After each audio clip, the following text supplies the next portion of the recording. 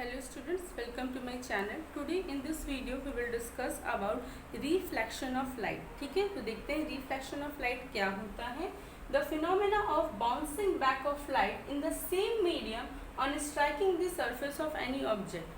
जब लाइट किसी सरफेस पे, किसी ऑब्जेक्ट की सरफेस पे स्ट्राइक करती है और स्ट्राइक करने के बाद उसी मीडियम में वापस रिटर्न हो जाती है, उसी को हम लोग बोलते हैं रिफ्लेक्शन ऑफ लाइट. जैसे आपने बॉल ली और आपने बॉल को वॉल पे मारा. ठीक है, आपने बॉल लिया और वॉल पे, जैसे आपने कोई बॉल ली और आपने इस एक बॉल लिया यहाँ से और उसको इस वॉल पे मारा, तो क्या होगा, बॉल पे जाके स्ट्राइक करने के बाद वो बॉल वापस रिटर्न आ जाएगी. ठीक है, इसी को हम लोग क्या बोलते हैं, बाउंस बैक. वहां जाके स्ट्राइक किया और स्ट्राइक करने के बाद फिर return. So this is the bounce back. ठीक है, so same as the phenomena of bouncing back of light. इसी तरह जब लाइट बाउंस बैक करती है in the same medium on striking the surface of any object, it is known as reflection of light. जैसे सब ये कोई surface है. ठीक है,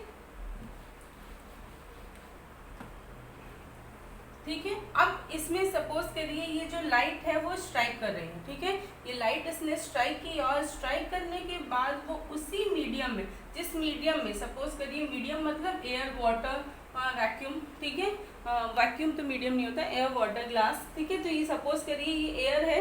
ठीक है, ये कोई सरफेस है, एयर से ही लाइट आ रही थी और उसी मीडियम में लाइट रिटर्न हो गई. इसी को हम लोग बोलते हैं bouncing back of light.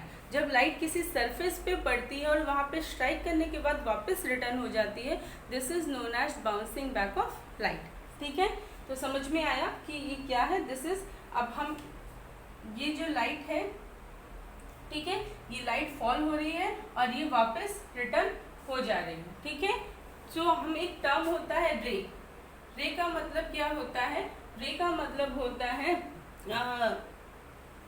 Light moves in a straight line path. Light straight line path में मूव करती है, तो वही पाथ अलोंग विच जो लाइन ट्रेवल कर रही है, that is known as the ray. उसी को हम लोग बोलते हैं रे. तो सपोज करिए ये कोई रे ऑफ लाइट है, तो जो रे of light which falls on the surface, जो रे ऑफ लाइट सरफेस पे फॉल करती है, पड़ती है, उसको हम लोग बोलते हैं इंसिडेंट रे. क्या बोलते हैं, incident ray. The ray of light which falls on the surface is known as incident ray. ठीक है, एंड आफ्टर रिफ्लेक्शन, रिफ्लेक्शन के बाद जो रे ऑफ लाइट वापस रिटर्न हो जाती है in the same medium is known as reflected ray. इसको हम लोग बोलते हैं रिफ्लेक्टेड रे. ठीक है, ना at the point of incidence, जिस पॉइंट पे ये इंसिडेंट रे फॉल की है, इस पॉइंट पे बनता है एक नॉर्मल. क्या बनता है, नॉर्मल. ठीक है, सो इस तरह से हम रिफ्लेक्शन ऑफ लाइट का फिगर शो कर सकते हैं. This is reflection of light. अब मैं आपको बता दूं कि जो रिफ्लेक्शन होता है वो भी टू टाइप्स का होता है. एक रेगुलर रिफ्लेक्शन होता है, एक इरेगुलर रिफ्लेक्शन होता है. अब इसमें दोनों में अंतर क्या है, ये थोड़ा सा देख लीजिए. Regular reflection well polished surface पे होता है. अगर कोई सरफेस स्मूथ है, ठीक है, स्मूथ सरफेस है. कितने टाइप्स के रिफ्लेक्शन मैंने आपको बताए, रेगुलर रिफ्लेक्शन और एक होता है इरेगुलर रिफ्लेक्शन. ठीक है, वैसे पढ़ना एग्जाम में सिर्फ रिफ्लेक्शन ही आता है, ये मैं आपको ऐसे ही नॉलेज के लिए बता रही हूँ. तो रेगुलर रिफ्लेक्शन तब होता है जब जो सरफेस हो, वो सरफेस कैसा होना चाहिए, स्मूथ. अगर सरफेस स्मूथ है या फिर वेल पॉलिश्ड है, इन दैट केस जो रिफ्लेक्शन होगा वो कैसा होगा, रेगुलर रिफ्लेक्शन. अगर आपका सरफेस स्मूथ और वेल पॉलिश्ड है, तो उस केस में जो रिफ्लेक्शन होगा दैट इज रेगुलर रिफ्लेक्शन. और अगर सरफेस स्मूथ नहीं है, मीन्स सरफेस इज रफ. कैसा सरफेस है, रफ. अगर कोई रफ सरफेस है, अनपॉलिश सरफेस है, उस केस में जो रिफ्लेक्शन होगा वो इरेगुलर रिफ्लेक्शन होगा. कैसे, सपोज करिए, ठीक है, इतना समझ में आया होगा. चलो रेगुलर रिफ्लेक्शन देखते हैं.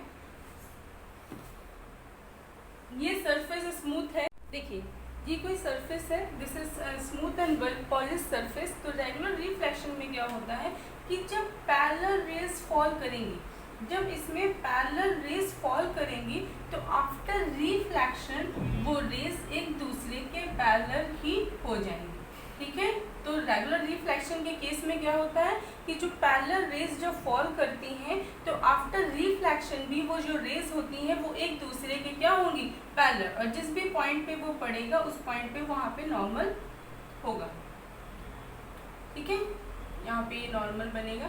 ठीक है, तो इसका सिंपल सा कॉन्सेप्ट ये है कि जब भी पैरेलल रेज, ठीक है, पैरेलल रेज जितनी भी पैरेलल रेज होंगी आफ्टर रिफ्लेक्शन, रिफ्लेक्शन के बाद ये पैरेलल रेज एक दूसरे के पैरेलल हो जाएंगे। जितनी भी पैरेलल रेज फॉल करेंगी आफ्टर रिफ्लेक्शन वो एक दूसरे के पैरेलल हो जाएंगे। अगर आपको ये समझ में ना आ रहा हो कि नॉर्मल क्या है, तो जैसे ये रे है तो ये इंसिडेंट रे इस पॉइंट पे एक नॉर्मल बनेगा, सेकंड ये भी इंसिडेंट रे है तो इस पॉइंट पे भी नॉर्मल ड्रॉ होगा। ठीक है, आप समझ में आ रहा होगा, क्लियरली दिख रहा होगा। ठीक है, ये रे है तो जिस पॉइंट पे भी इंसिडेंट रे पड़ते हैं उस पॉइंट पे नॉर्मल बनता है। बस इसमें हमको समझना ये है कि रेगुलर रिफ्लेक्शन के केस में जितनी भी पैरेलल रेज होती हैं, पैरेलल रेज आफ्टर रिफ्लेक्शन भी एक दूसरे के पैरेलल हो जाती है and they go in a particular direction, और ये एक पर्टिकुलर डायरेक्शन में जाती हैं। कैसे जाती हैं, एक पर्टिकुलर डायरेक्शन में। This is the case of regular reflection, that all the incident parallel rays after reflection they are parallel to one another and moves in a particular direction, और एक particular direction में वो जाएंगे। ठीक है, this is the case of regular reflection। I hope आपको समझ में आ गया होगा। ठीक है, इसके बाद हमें पढ़ना है irregular reflection। क्या पढ़ना है, irregular reflection। तो इरेगुलर रिफ्लेक्शन के केस में मैंने आपसे कहा कि जो सरफेस होती है वो रफ होती है। तो सपोज करिए ये कोई रफ सरफेस है, ये रफ सरफेस है।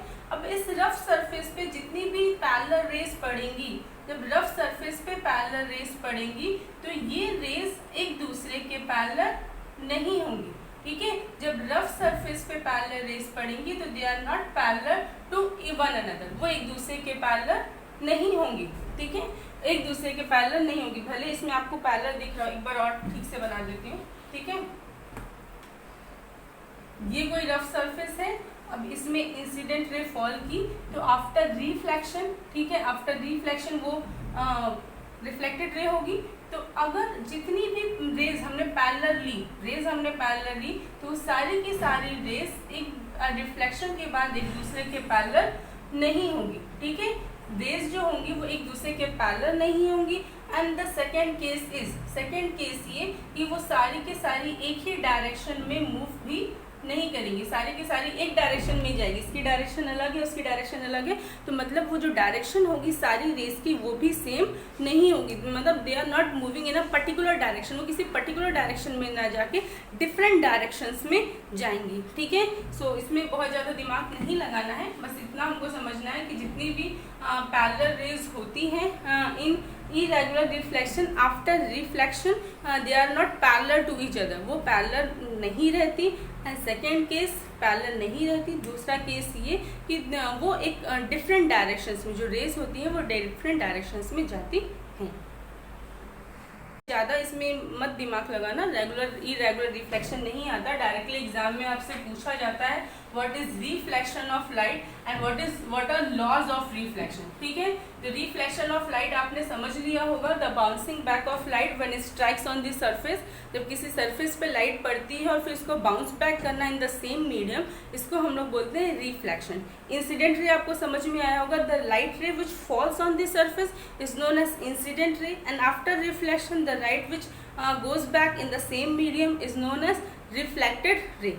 जिस पॉइंट पे इंसिडेंट रे होती मतलब पड़ती है उसी पॉइंट पे बनता है नॉर्मल, जिसको हम लोग बोलते हैं परपेंडिकुलर। ठीक है, अब हम लोग डिस्कस करेंगे लॉज ऑफ रिफ्लेक्शन। ठीक है, क्या डिस्कस करेंगे, we will discuss about laws of reflection. एक चीज याद रखिए, ये दोनों टॉपिक बहुत इंपॉर्टेंट है और बहुत ईजी भी है, आपने पहले भी पढ़ा होगा तो आपको जानना जरूरी है। ठीक है, तो लॉज ऑफ रिफ्लेक्शन में टू लॉज होते हैं, there are two laws of reflection. First one, the incident ray, the normal and the reflected ray all lies at the same plane, same plane at the same point of incidence, at the same point of incidence, same point of incidence। अभी मैं आपको दिखाती हूँ कि इसका मतलब क्या है, ठीक है, इतना समझ में आया। The incident ray, the normal ray and reflected ray all lies at the same plane at the same point of incidence. ये मैंने कोई सरफेस बनाया, इस सरफेस पे ये इंसिडेंट रे जो रे फॉल कर रही है, दिस इज इंसिडेंट रे।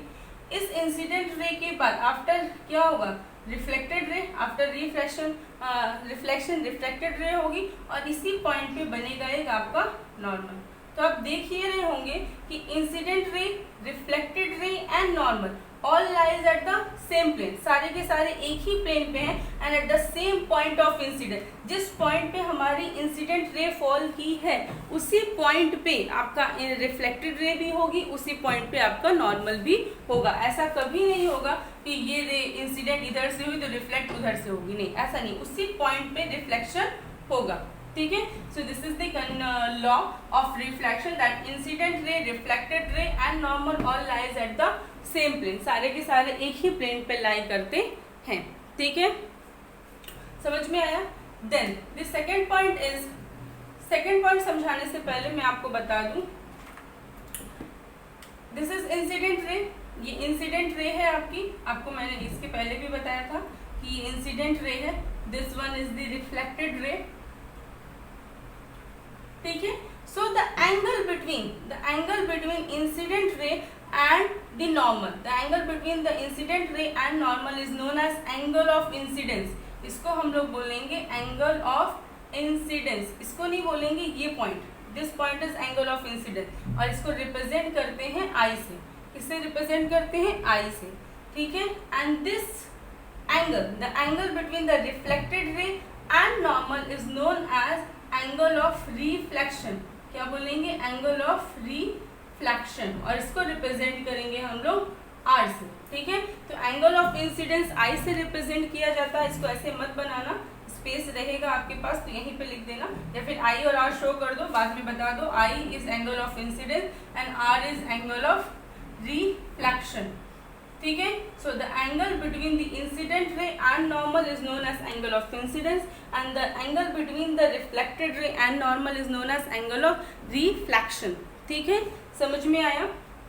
तो इसी से जो आपका सेकेंड लॉ होगा, that second law is angle I is equal to angle R, means the angle of incidence is equal to angle of reflection. The angle of incidence is equal to angle of reflection, is equal to angle of reflection. Statement में लिख दो, is equal to angle of reflection, ठीक है। so the angle of incidence is equal to angle of reflection, this is the second point, okay। so there are two laws of reflection, first one, the incident ray, normal and reflected ray all lies at the same plane at the same point of incidence। second point, the angle of incidence is equal to angle of reflection, that is angle I is equal to angle R। Hopefully students आपको सारे point समझ में आ गए हैं, ठीक है। हम लोगों ने क्या क्या डिस्कस किया, रिफ्लेक्शन ऑफ लाइट क्या होता है, reflection of light two types का होता है, रेगुलर रिफ्लेक्शन, इरेगुलर रिफ्लेक्शन। हाँ, थोड़ा बहुत अगर डायग्राम बनाने में कोई मिस्टेक हुई होगी तो उसको नेग्लेक्ट कर देना, ठीक है। एंड देन हम लोगों ने पढ़ा था लॉज ऑफ रिफ्लेक्शन, ठीक है। रेगुलर में रिफ्लेक्शन आपको मैंने बताया, bouncing back of light when it strikes any surface in the same medium। Regular reflection मैंने बोला सेम रिफ्लेक्शन के फेनोमेना होगा, बट जो सरफेस है वो स्मूथ हो, वेल पॉलिश्ड हो, तो जितनी भी इंसिडेंट रेज फॉल करेंगी they are parallel, after reflection they are parallel to one another, वो सारी रिफ्लेक्टेड रे एक दूसरे के पैरेलल होगी। इफ इरेगुलर रिफ्लेक्शन को डिफ्यूज्ड रिफ्लेक्शन भी बोलते हैं, डिफ्यूज, ठीक है। तो उस केस में जितनी भी इंसिडेंट रे फॉल करेंगी वो किसी भी डायरेक्शन में जाएंगी, they will not be parallel to each other, वो पैरेलल नहीं होंगी, किसी भी डायरेक्शन में वो जा सकती हैं, ठीक है। नेक्स्ट पॉइंट ये हम लोगों ने लॉज ऑफ रिफ्लेक्शन डिस्कस किया कि लॉज ऑफ रिफ्लेक्शंस क्या होते हैं, 2 लॉज होते हैं, ठीक है। तो होपफुली आपको सारे पॉइंट, सारी चीज़ें समझ में आ गई हैं। अगर नहीं समझ में आया, कोई भी डाउट है, you can ask in the comment section, okay students. Thank you. अगर समझ में आ रहा है तो प्लीज़ लाइक ज़रूर कर देना, ओके, थैंक यू।